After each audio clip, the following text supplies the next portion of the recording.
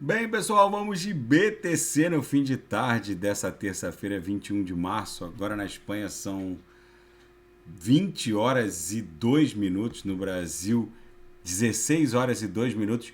Gente, eu tô nesse gráfico aqui semanal, ancorado pela VWAP do halving que aconteceu em 2016, maio de 2016, que acabou dando aso ao bull run que levou a BTC para a máxima de dezembro de 2017, ali em 20 mil dólares. A nossa âncora aqui é o halving, não esse último que teve em 2020, mas o halving anterior, que gerou a máxima de 2017. Por que eu estou nesse gráfico? Esse gráfico ele está no semanal, cada candle desse aqui representa uma semana.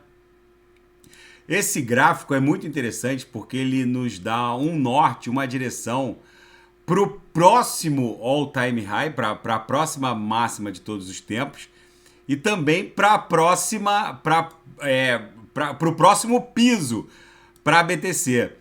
Vocês vejam que a cada halving a BTC ostenta um Sputnik, né? Aqui da última upper até a upper que a gente criou nessa corrida de touros que se desdobrou, cuja máxima levou a BTC para 69 mil dólares, a gente avançou 340% basicamente. Só que a cada halving esse avanço vai diminuindo pela metade. Então a gente pode pontificar que o próximo avanço vai ser em torno de 150%. Então vamos pegar a upper aqui, ó, e buscar 150%. Então a BTC muito provável, ó, 150%, tá nesse patamar. A BTC muito provavelmente no próximo bull run vai atingir o patamar de 200 e poucos mil dólares. Aqui tá dando 212, mas na minha leitura vai ficar entre 240 e 190 mil dólares. E aí, o que vai acontecer com a nossa âncora? Ela vai desenhar uma nova grade, né, de salva de VWAPs, e a âncora vai, obviamente, subir. Deve subir para um patamar entre 80 e 90 mil dólares, na minha leitura. Então vai ser um novo piso. Então, como o piso anterior estava ali exatamente no patamar de 4, 5 mil dólares, chegou a agulhar para um patamar um pouco abaixo disso na pandemia, chegou a bater 3 mil e poucos dólares. Na pandemia fez a mínima em 3.850 dólares. Teve uma agulhada ali para baixo de 5 mil. Mas depois rapidamente voltou para a âncora. Então a nossa âncora muito provavelmente vai subir para algo acima de 80 mil dólares e a BTC vai basicamente buscar algo ali em torno de 220, pode bater até 240 mil dólares, e aí vai acumular para depois, se aproximando do halving de 2028, alcançar um patamar próximo de 1 milhão de dólares. Agora eu vou voltar para a nossa análise aqui do dia a dia. No diário, a BTC segue criando aqui novas protuberâncias para os quadrantes mais tópicos. Ainda não há sinal de engolfamento que poderia indiciar um arrefecimento desse ímpeto comprador. Então o nosso target ali para 30 mil dólares segue firme e forte. A nebulosidade na projeção agora que começou a abrir aquela boca de jacaré, ou seja, ainda não há espessura de 2 quadrantes no mínimo para poder pontificar aqui um retorno em direção à nuvem. A BTC só inicia o retorno em direção à nuvem quando a gente abre pelo menos 2 quadrantes de espessura aqui, o que ainda não aconteceu. No diário, ancorado pela banda de VWAP mensal, a gente segue esgarçando as uppers.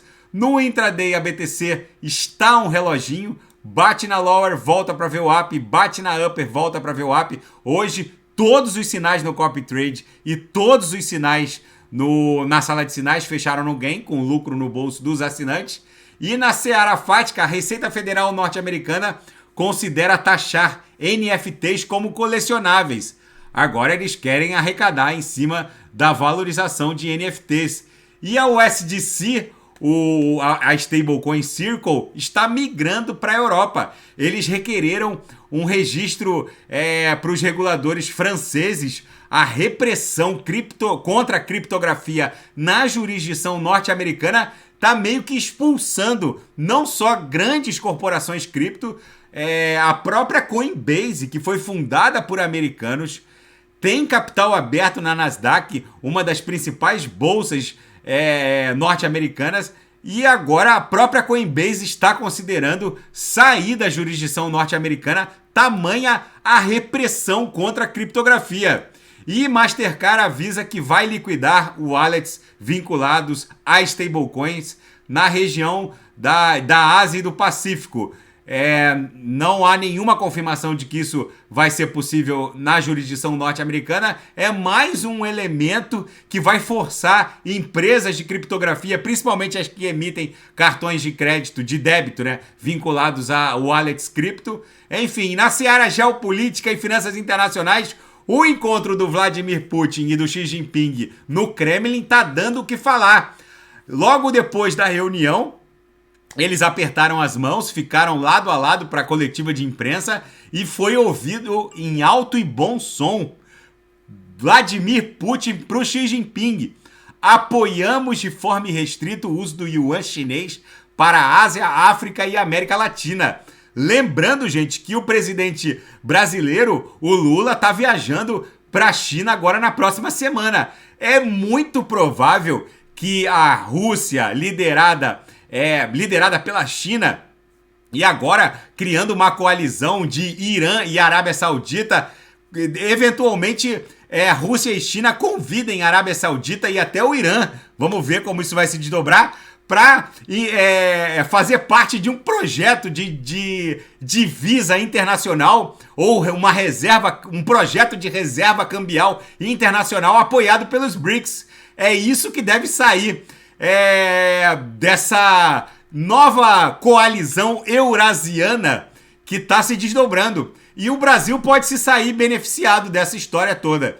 A Suíça agora suspendeu qualquer pagamento de bônus para os executivos do Credit Suisse após a aquisição pelo UBS.